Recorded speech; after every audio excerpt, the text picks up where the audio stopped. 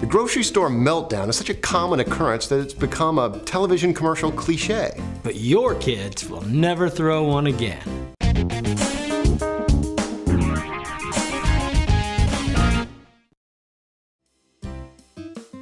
Today's episode is brought to you by Baby Bjorn. Now see if you can catch the subtle, expert-inspired product placement from Baby Bjorn in this video. Brought to you by Baby Bjorn. Daddy Clay, I think I've overpromised. Can anybody stop a kid from pitching hissy right there in the aisle? Well, they might if they had help from the experts, teachers, and staff at the Priscilla Pon-Flawn Child and Family Laboratory at the University of Texas.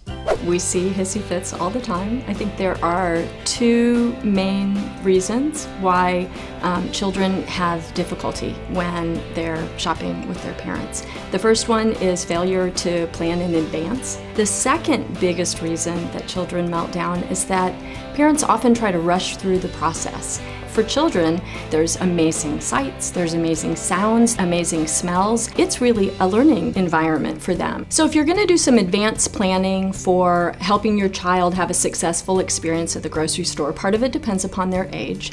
For the very youngest children, infants, you still need to go in with a plan. Leaving them in their car seat in the grocery cart is probably not the best idea, primarily because you're going to be going back and forth and leaving your grocery cart unattended at times. So actually wearing your child will help ensure that they're with you, you can make visual contact with them, you can sing to them if you need to, but they're right there. For the toddlers and very young preschoolers, the idea is to help them be engaged. There are all kinds of things you can do in advance by bringing props with you. For the youngest children, for example, you can bring pictures of fruit, you can bring actual fruit or plastic pieces of fruit.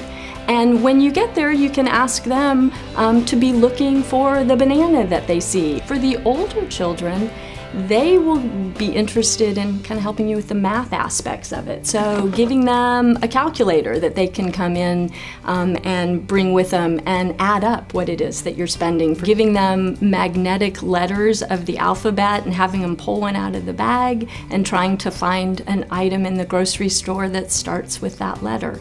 When a child begins to fall apart at the grocery store, it can be for any number of reasons. It could be that they're hungry, and very often they're tired. We choose to go to the grocery store at the ends of the day where we're tired, our children are tired, having some nutritious snacks with you so they're not headed to the bakery to get the free cookie. Bringing some comfort items with you. So if they're tired, you can pull the comfort item out and that's something that they can hold.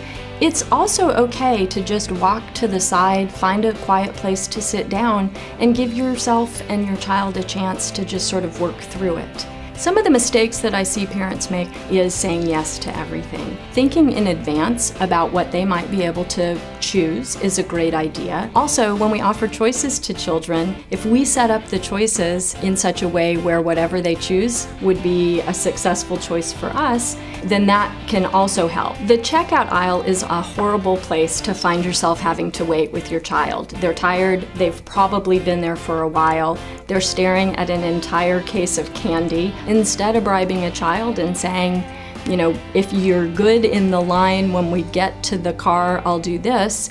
Use the time that you're in a line to play a game, to sing a song, to play I Spy, to look around the room, around the grocery line and see if you can engage that child so that they don't feel the need to try to get something to survive. So Daddy Clay, we're in the market and Ella is doing like 360s on the floor, just screaming her head off. I don't know what to do. How about you? I do remember very vividly one meltdown my son had actually in a pet store. And it was such an epic meltdown that we named a pet for it.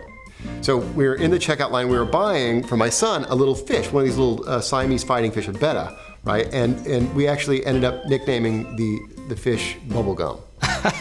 He went crazy. I'll let you figure out exactly what happened in the course of that hissy fit. Anyway, if you've got experience with a hissy fit, your kid threw one, you want to tell some war stories, or you got some tips or hints about how to avoid one, please join us at DadLabs.com. Hey, did you catch that subtle product placement there? You know, Baby Bjorn, they are our sponsors.